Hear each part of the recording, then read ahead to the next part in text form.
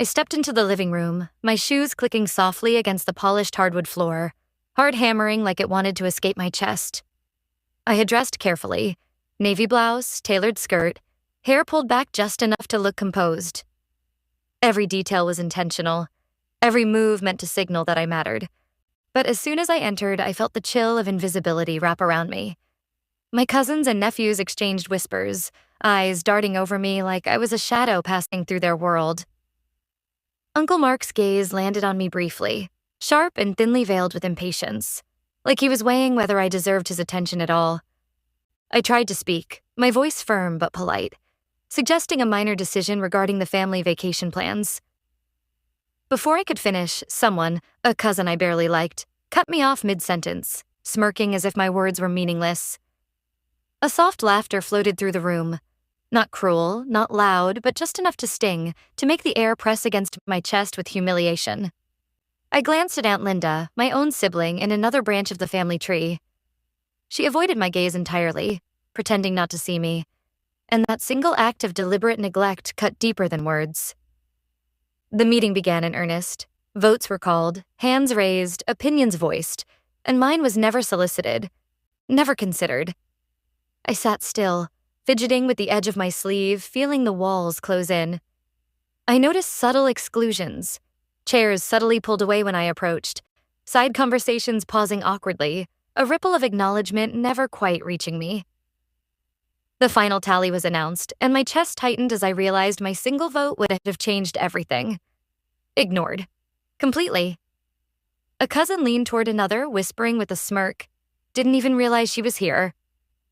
My lips tightened, stomach twisting, yet I forced a smile, an armor against the humiliation that threatened to break me. I retreated to a corner, holding a glass of water as a flimsy shield, pretending to sip calmly while my ears drank in the laughter, the casual dismissal, the complete erasure of my presence. The room pressed in like a living entity, walls lined with faces that simply did not see me. My hand trembled slightly, the tremor a mixture of anger and helplessness, a quiet storm rising within. And then, finally, the meeting ended. People rose, chattered, and filed out without a single glance in my direction, without a word acknowledging me or the value I might have added. I stayed in that corner for a long moment, the weight of being unseen settling heavy on my shoulders, a seed of something darker and sharper beginning to take root. I close my eyes, and the past rushes in like a tide I never wanted to revisit. Family gatherings replay in my mind, every laugh, every side glance, every word I offered that was brushed aside as if it had never existed. I remember the sting, the sharp ache of being unseen, unheard, dismissed. I go back further to my childhood when I once asked my father for guidance. "You'll understand when you're older," he said, a simple phrase that left me dangling between hope and frustration. I was young, eager, and yet the world around me was already teaching me that my voice carried little weight. My first act of standing up for myself still burns in memory. I had spoken up during a family argument, pointing out a simple truth, and was silenced publicly by a chorus of laughter and rolled eyes. That humiliation was more than a moment. It was a lesson etched into my bones. Betrayals followed. Relatives took sides with cousins who gossiped, whispered, schemed, while my achievements, quietly earned, went unnoticed. I watched them nod and praise others while my own victories were met with silence. Each act, each omission, layered upon the last, forming a wall between me and the recognition I deserved.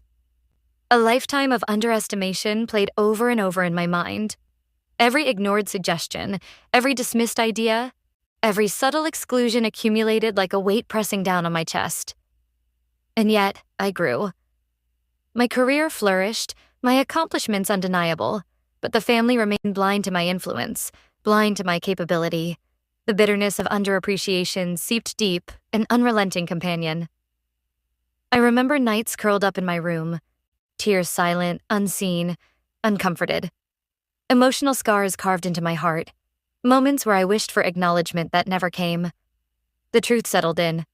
This family had never recognized the intelligence I carried, the subtle power I held. A sense of injustice began to simmer. Quietly, meticulously, my mind began to plot. I would no longer be a shadow. I recalled Aunt Helen, my late mentor, her voice steady and sharp. Power is silent until you choose to show it. Those words became a mantra, a blueprint.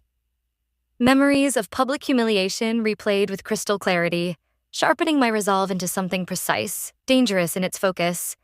The wound deepened, fueled by countless moments when my silence had been mistaken for weakness. I began noticing the patterns. Favoritism, subtle manipulations, alliances that always left me out, as if I was a ghost in my own family. That narrative of invisibility transformed into a quiet, burning rage. It was no longer just hurt. It was fuel. I clenched my fists in private, and in that silence, a vow formed. Next time, next gathering, they would not overlook me. They would not be able to dismiss, to silence, to ignore. I would take my place, and they would finally see the weight of what they had always disregarded. I stopped trying to be heard and started trying to see. At every gathering, every call, every casual exchange, I watched the family dynamics closely. I mapped alliances with a quiet precision, noted who leaned toward whom, who deferred, who dominated, and who benefited. I saw vulnerabilities they didn't realize were visible. I overheard conversations I was never meant to hear, discussions about decisions that had gone wrong, mistakes that cost time and money. My jaw tightened as I realized my input could have prevented them all. The anger didn't explode. It simmered, slow and controlled, burning deeper with every careless word. Then came the subtle provocations. Cousins bragged openly about choices they'd made, puffing their chests with pride. I listened, expression neutral, knowing I could have shaped those outcomes better. They spoke as if success had come effortlessly, as if wisdom had simply skipped past me. I began sending indirect messages, carefully worded texts that sounded harmless but carried weight. Questions, reminders, gentle nudges about past oversights. I planted doubt without accusation, letting them arrive at discomfort on their own. Quietly, I documented everything. Moments of unfairness, patterns of favoritism, who spoke, who decided, who benefited. Dates, words, reactions. I built my evidence silently, piece by piece, while they remained unaware. When invitations to minor gatherings came, I accepted deliberately, and on my own terms. Sometimes I arrived late. Sometimes I declined without explanation. Sometimes I appeared briefly, just long enough to be noticed. They began to notice my absence from earlier events. Curiosity crept in. Questions went unasked but hung in the air. My name surfaced in conversations when I wasn't there, and that alone shifted something.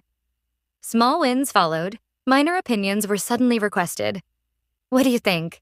someone asked casually. I answered calmly, briefly, without eagerness. I played it cool, letting restraint speak louder than hunger for approval. My presence became unavoidable. Even casual glances carried weight now. Conversations paused when I entered rooms. People listened differently, as if sensing something had changed but unable to name it. I felt the tension building, subtle but unmistakable, as my quiet influence began to ripple outward. The family didn't panic yet, but they felt it. Cousins started noticing discrepancies in past decisions. Confusion replaced confidence. They compared notes, retraced steps, and saw the first cracks in their own complacency. I cultivated alliances with younger relatives, sharing knowledge strategically, never over-explaining. I gave them clarity, not control. They listened. They remembered. In my mind, the image of revenge sharpened. It would be public. It would be undeniable. It would be precise. No chaos, no shouting. Just truth landing exactly where it belonged. The idea of accountability took root. Legal, financial, emotional, not punishment fueled by anger, but correction enforced by reality. At night, I rehearsed confrontations silently. Every possible reaction. Every excuse. Every fallacy they might cling to. I dismantled them one by one in my head, calm and prepared. By the time they sensed something was coming, it was already too late. I wasn't reacting anymore. I was moving forward, steady, deliberate, and finally in control. The phone rang, sharp and insistent, cutting through my quiet evening. I answered, expecting a routine call, and instead heard the voice of Aunt Helen's old lawyer. His words landed like a thunderclap. Helen left guidance for family disputes, resources, advice, all documented. My heart skipped. Every detail she had meticulously prepared, now accessible to me, specifically to navigate the very injustices I had endured. The revelation hit immediately.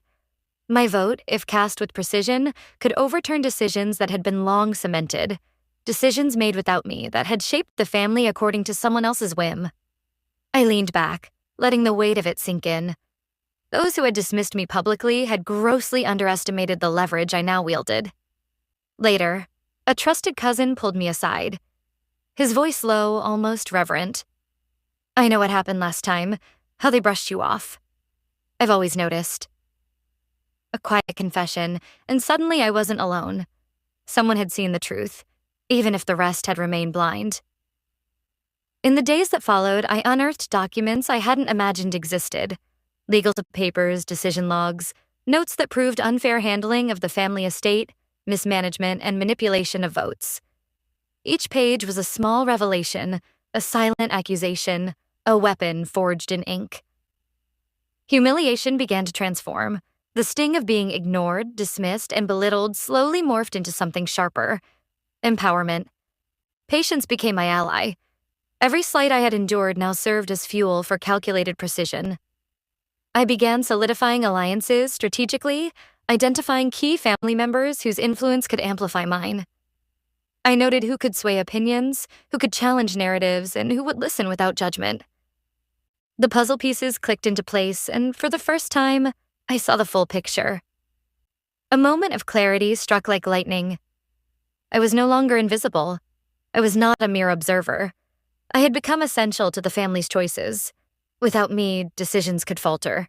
With me, they would bend to justice. I began planning the confrontation with meticulous care.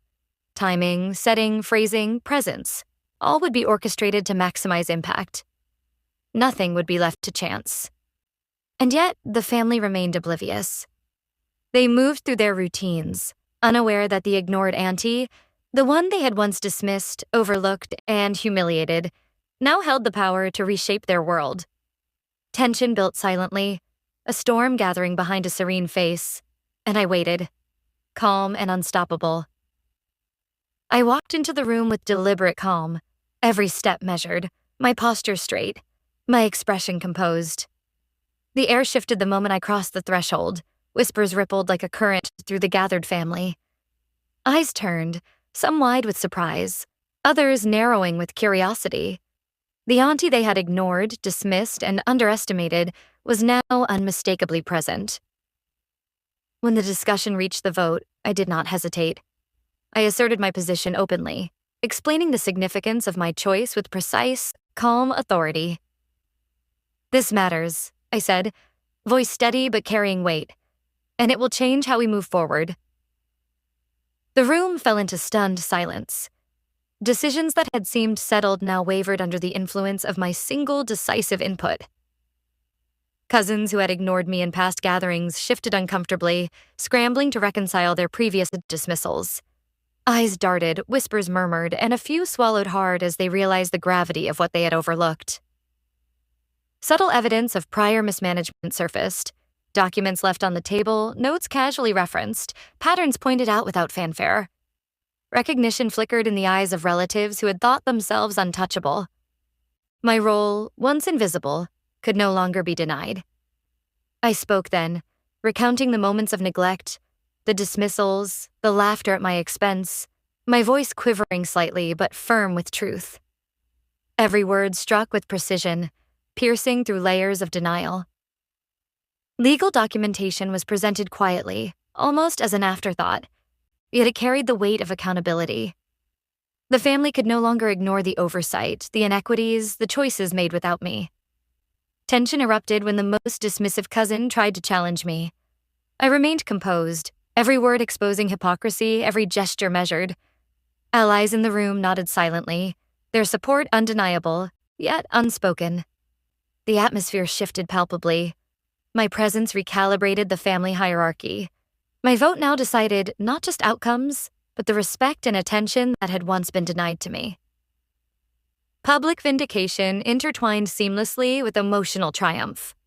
The humiliation that had once been mine now belonged to those who had ignored me, their eyes reflecting disbelief. their voices faltering. I concluded the confrontation with quiet satisfaction. I did not raise my voice.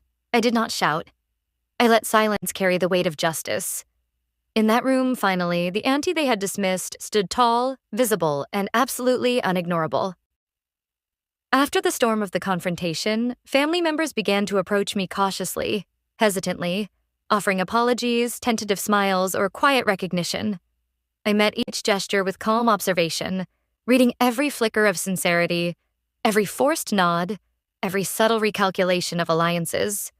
Their eyes, once indifferent, now searched mine for approval, for acknowledgement, for forgiveness. Relief washed over me, but it mingled with residual bitterness. The memory of every slight, every ignored voice, every dismissal lingering like shadows. I allowed myself a quiet acknowledgement. I had changed. I was no longer the overlooked, silenced auntie. I had transformed, sharpened by patience, strategy, and endurance. Strategic conversations began to solidify my influence. I spoke gently, decisively, planting seeds for future gatherings, ensuring my role was no longer optional. Every word, every choice cemented my position. The emotional wounds that had once cut so deep began to heal. My confidence radiated outward now, subtle but undeniable, a presence that could not be erased. In quiet moments, I reflected on the long road I had traveled, the patience, the careful observation, the meticulous plotting that had brought me to this point. Financial and legal victories strengthened my position further. Oversights were corrected, documents acknowledged, respect formally extended where it had been long denied. I could see it in the gestures, the glances, the way even the most dismissive cousins now tread carefully. I noticed younger relatives watching, absorbing lessons of quiet strength and deliberate assertiveness. I was no longer just a participant. I was a living example of measured power, a subtle guide to those learning how to be seen and heard. Family dynamics began to shift, almost imperceptibly at first, then unmistakably. Respect replaced neglect. Consideration replaced casual dismissal. The environment that had once ignored me was now attuned, cautious, aware of my presence and influence. I embraced a newfound sense of agency. Invisibility, once my constant companion, had vanished completely. I was present, acknowledged, essential. Alone later, I reaffirmed silently to myself what I had always known but had proved to the world. Power does not need to shout. It does not need to demand attention. But when it is real, when it is wielded with patience and precision, it cannot be ignored. I turned toward the camera, my voice steady, measured, carrying the weight of everything I've endured. My eyes glisten, reflecting years of silence, dismissal, and finally triumph.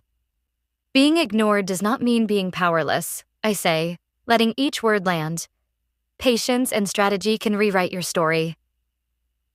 I recount the journey, from humiliation, from the sting of being dismissed, to a place of undeniable influence. Every calculated move, every silent observation, every quiet moment of resilience led me here. Emotional intelligence, I explain, often wields more power than anger or rash retaliation. I emphasize the lesson. Quiet strength, careful observation, and deliberate, calculated action can reshape not just decisions, but the respect and recognition you've long been denied. I encourage viewers, my tone softening yet firm. Recognize your value, even when those closest to you overlook it. Stand tall in the shadows if you must, but know that one day, the light you command will be impossible to ignore. I reflect on resilience, the bitter truth that the world often dismisses the underestimated, until they choose otherwise. My story is proof that invisibility is temporary, but patience and precision are permanent forces. The scene shifts in my narration. Smiles exchanged across the room, subtle glances of respect passing between family members, the atmosphere heavy with acknowledgement and recalibrated power. Every interaction now tinged with recognition of what I've become. I lean slightly closer to the camera. Share your story of being underestimated. Let's celebrate quiet victories together, I urge, inviting the audience into this world of unseen triumphs. A hint of suspense lingers in my words. At the next family gathering, my influence will continue to grow, quietly, steadily, inexorably. The final image lingers. The auntie once ignored now stands central, her gaze firm, unwavering, unyielding. A force that cannot be overlooked, a presence that demands acknowledgement.